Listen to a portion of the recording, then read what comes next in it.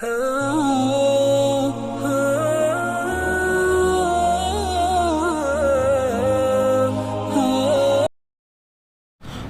علیکم ورحمۃ اللہ وبرکاتہ۔ الحمد للہ رب العالمین، والصلاة والسلام علی اشرف الانبیاء والمرسلین ومن تبعهم بإحسان الى یوم الدین، وبعد، فاعوذ باللہ السمیع العلیم من الشیطان الرجیم من ہمزہ ونفخہ ونفثہ، بسم اللہ الرحمن الرحیم۔ وعد اللہ الذین آمنوا منکم وعملوا الصالحات ليستخلفنهم في الأرض كما استخلف الذين من قبلهم وليمكنن لهم دينهم الذي ارتضى لهم وليبدلنهم من بعد خوفهم أمنا يعبدونني لا يشركون بي شيئا ومن كفر بعد ذلك فأولئك هم الفاسقون۔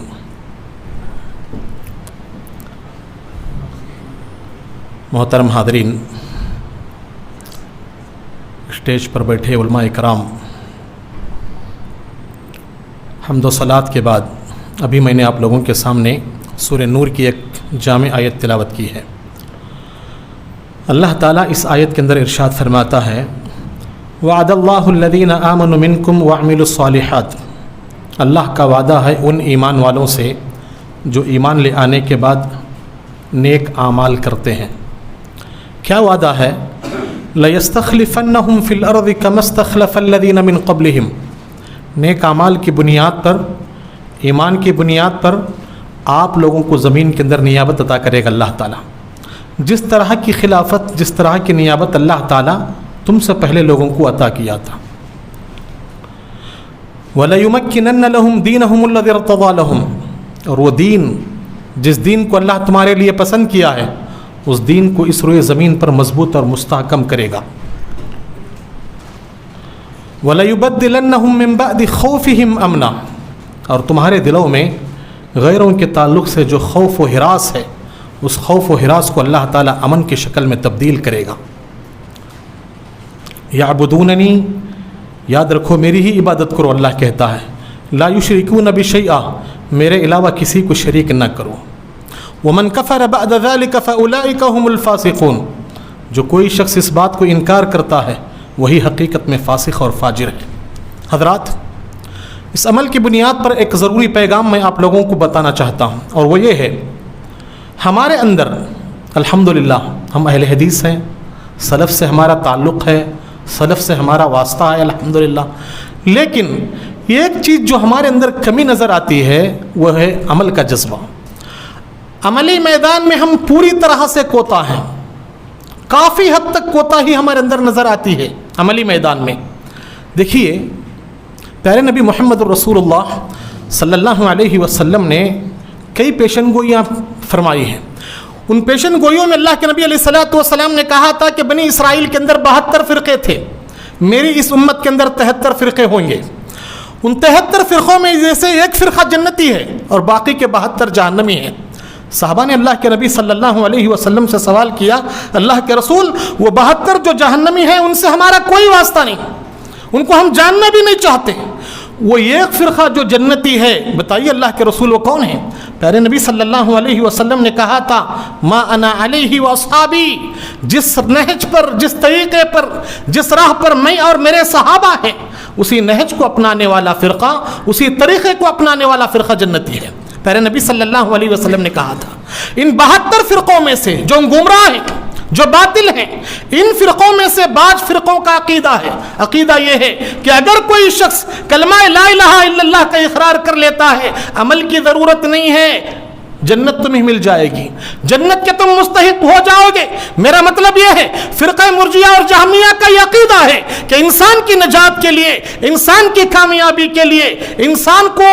مراد کو پہنچنے کے لیے، چاہے وہ آخرت کی کامیابی ہو، دنیا کی کامیابی ہو، صرف کلمہ لا الہ الا اللہ کا اقرار کافی ہے، نیک عمل کی ضرورت نہیں ہے، صالح اعمال کو اپنانے کی ضرورت نہیں ہے، نیک اعمال کے ذریعے سے اپنے آپ کو عملی جامہ پہنانے کی ضرورت نہیں ہے۔ یہ فرقہ مرجیہ مرجیہ اور جہمیہ کا عقیدہ ہے، اور اس باطل عقیدے کی بنیاد پر انہوں نے پیارے نبی صلی اللہ علیہ وسلم کے ایک دو احادیث کو بھی بیان کرنے کی کوشش کی، ایک دو احادیث کو استدلالی طور پر پیش کرنے کی بھی کوشش کی، لیکن حضرات یاد رکھیں میں اس لیے بیان کر رہا ہوں کہ آج ہم اہل سنت ہونے کے باوجود، اہل سنت والجماعت کا عقیدہ رکھنے کے باوجود ہمارے اندر عمل کی بہت ساری کوتاہیاں ہیں، عملی میدان میں ہم کوتا ہیں، عملی میدان میں ہم کمزور ہیں۔ میں اس لیے یہ کہہ رہا ہوں کہیں یہ فرقہ مرجیہ اور جہمیہ کا جو باطل عقیدہ ہے کہیں ہمارے اندر بھی یہ بس نہ گیا ہو، یہ رس نہ گیا ہو کہ ہم بھی کہیں یہ سمجھتے ہوں کہ ہم نے بھی کلمہ لا الہ الا اللہ کا اقرار کیا ہے، کلمہ لا الہ الا اللہ کو پڑھا ہے، ایک نہ ایک دن ضرور ہم جنت کے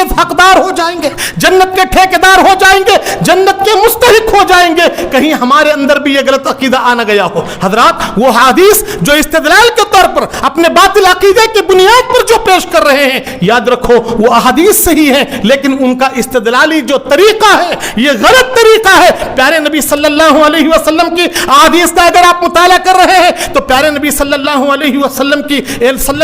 وسلم کا ایک معجزہ تھا کہ اللہ رب العالمین نے آپ کو جوامع کلم سے نوازا تھا۔ احادیث کا ذخیرہ اٹھا کر کے دیکھیں، مختصر اور مجمل طور پر موقع کے حساب سے پیارے نبی صلی اللہ علیہ وسلم نے کئی ایسی بے شمار احادیث بیان کی ہے، لیکن کہیں جا کر کے دیکھتے ہیں ان احادیث کی تشریح، ان احادیث کی وضاحت پیارے نبی صلی اللہ علیہ وسلم نے دوسرے مقام پر کیا ہے۔ حضرات یہی احادیث کو لے کر کے غلط فکر کو پھیلایا جا رہا ہے، غلط افکار کو پھیلایا جا رہا ہے، باطل نظریات کو پھیلایا جا رہا ہے، امت مسلمہ کے سادہ عوام کو یہ بہکانے کی کوشش کی جا رہی ہے۔ دیکھو عمل کے تعلق سے اتنا گرم ہونے کی ضرورت نہیں، جذبہ عمل پیدا کرنے کی ضرورت نہیں، تھوڑا بہت عمل کر لو کامیاب ہو جاؤ گے، مراد کو پہنچ جاؤ گے۔ میرے محترم قرآن مجید کی آیات کو انہوں نے استدلال کے طور پر پیش کرنے کی انہوں نے جسارت نہیں کی ہے۔ کیوں؟ اس لیے کہ قرآن مجید کی کسی آیت سے اللہ رب العالمین یہ کہنے کی کوشش نہیں کر رہا ہے، یہ نہیں کہہ رہا ہے کہ صرف ایمان کو اختیار کرنے سے، کلمہ لا الہ الا اللہ کے کہنے سے آدمی کامیاب ہو جائے گا، انسان مراد کو پہنچ جائے گا، بلکہ اللہ تعالیٰ قرآن مجید کے اندر جہاں پر بھی ایمان والوں سے مخاطب ہے وہاں پر ایمان والوں کو کسی ایک چیز کی تاکید کر رہا ہے، کسی ایک چیز سے منع کر رہا ہے، اور جہاں بھی ہے یا ایھا الذین آمنوا اللہ کہہ رہا ہے وہاں پر ایک چھوٹا سا جملہ چسپا کر دیا ہے، یا ایھا الذین آمنوا وعملوا الصالحات، عملوا الصالحات کا لفظ چسپا کر دیا ہے۔ کہیں بھی جائیے آپ، کہیں بھی جائیے آپ قرآن مجید کے اندر ایمان والوں کا جہاں پر بھی اللہ تعالیٰ ذکر کر رہا ہے وہاں عملوا الصالحات کا جملہ لگا دیا ہے۔ کیا مطلب ہے؟ مطلب یہ ہے کہ اللہ کی نگاہ میں، اللہ کی بارگاہ میں حقیقت میں ایمان والا وہ ہے جو نیک اعمال کو بجا لاتا ہے، صالح اعمال کے ذریعے سے اپنے آپ کو آراستہ اور پیراستہ ہوتا ہے، یہی سچا مومن ہے میرے محترم۔ ایسے ہی ایمان والوں کے لیے اللہ رب العالمین کا یہ وعدہ ہے۔ آئیے ان حدیثوں کو دیکھتے ہیں جو پیارے نبی صلی اللہ علیہ وسلم کی احادیث کو اپنے باطل عقیدے کی بنیاد پر انہوں نے پیش کرنے کی جو جسارت کی ہے وہ حدیثیں صحیح ہیں۔ پیارے نبی صلی اللہ علیہ وسلم نے کہا من قال لا الہ الا اللہ دخل الجنہ، جو یہ کہتا ہے کہ لا الہ الا اللہ کے سوا کوئی معبود نہیں وہ جنت کے اندر داخل ہو جائے گا۔ پیارے نبی صلی اللہ علیہ وسلم کی ایک اور ایک حدیث یا ایھا الناس قولوا لا الہ الا اللہ تفلحون، کہ لوگوں لا الہ الا اللہ کہو بس تم کامیاب ہو جاؤ گے۔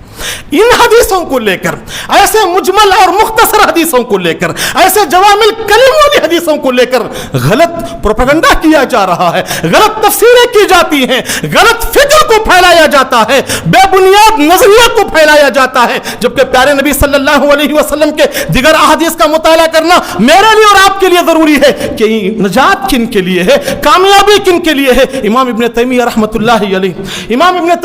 اللہ علیہ قرآن اور حدیث کو پہچاننے کا، قرآن اور حدیث کو سمجھنے کا، قرآن اور حدیث کے فرامین کو سمجھنے کا ایک بہترین فارمولہ، ایک بہترین ذریعہ امام ابن تیمیہ رحمۃ اللہ علیہ نے بیان کیا ہے۔ وہ یہ ہے کہ جب بھی کوئی آیت کو تم سمجھنا چاہتے ہو، یاد رکھو قرآن مجید کی ایک آیت کو سمجھنے کے لیے قرآن مجید کی دیگر آیات کا سہارا لینا پڑتا ہے، اس کے بعد قرآن مجید کی آیات کو سمجھنے کے لیے پیارے نبی محمد رسول اللہ صلی اللہ علیہ وسلم کا احادیث کو سمجھنا پڑتا ہے، احادیث کا سہارا لینا پڑتا ہے۔ اسی طرح سے پیارے نبی صلی اللہ علیہ وسلم کے اقوال کو سمجھنے کے لیے، پیارے نبی کے فرمودات کو سمجھنے کے لیے، پیارے نبی کے ارشادات کو سمجھنے کے لیے پیارے نبی صلی اللہ علیہ وسلم کے دیگر احادیث کا سہارا لینا پڑتا ہے۔ یہ جو حدیثیں ہیں جو میں نے آپ کے سامنے بیان کیا، فرقہ مرجیہ اور جہمیہ اپنے باطل عقیدے کے بنیاد پر جو پھیلا رہے ہیں، یہ عقیدے، یہ حدیثیں غلط نہیں ہیں، یہ حدیثیں صحیح ہیں۔ امام المحدثین امام بخاری رحمہ اللہ اور امام مسلم رحمہ اللہ اپنی کتاب کے اندر ان حدیثوں کو لائے ہیں۔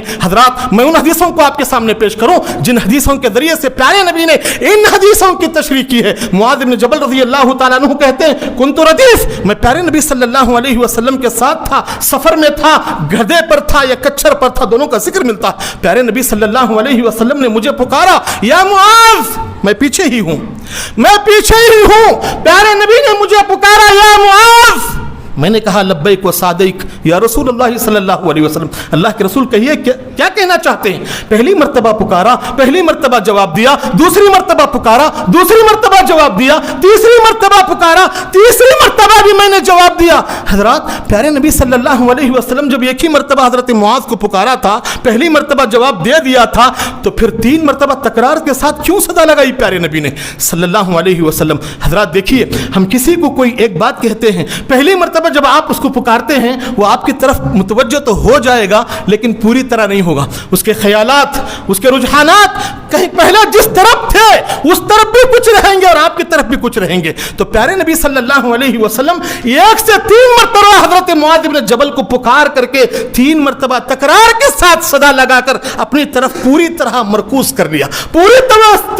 طرح سے توجہ کر لیا۔ اب کہا حضرت معاذ سے، پیارے نبی صلی اللہ علیہ وسلم نے، معاذ اتدری ما حق اللہ علی العباد وما حق العباد علی اللہ، معاذ کیا تم جانتے ہو اللہ کا حق بندوں پر کیا ہے اور بندوں کا حق اللہ پر کیا ہے؟ حضرت معاذ بن جبل رضی اللہ تعالی عنہ نے وہی صحابیانہ جواب دیا، اللہ و رسولہ عالم، اللہ اور اس کے رسول بہتر جانتے ہیں۔ پیارے نبی صلی اللہ علیہ وسلم نے کہا، اللہ کا حق بندوں پر یہ ہے کہ بندے اللہ کے ساتھ کسی کو شریک نہ کرے، اور بندوں کا حق اللہ کی ذات پر یہ ہے کہ جو بندے اللہ کے ساتھ کسی کو شریک نہیں کرتے اللہ تعالیٰ ان کو عذاب نہ دے،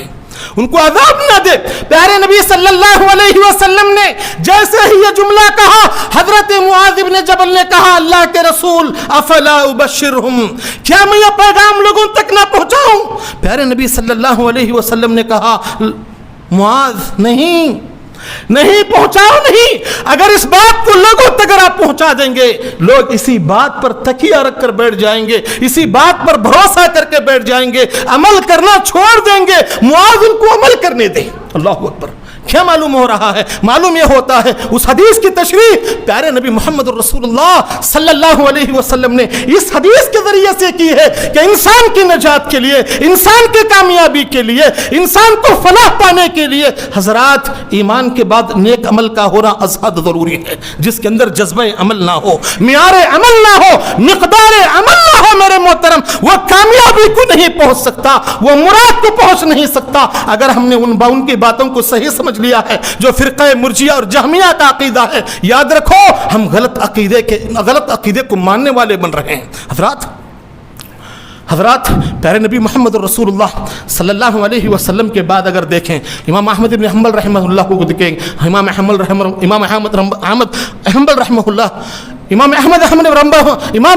حنبل رحمۃ اللہ علیہ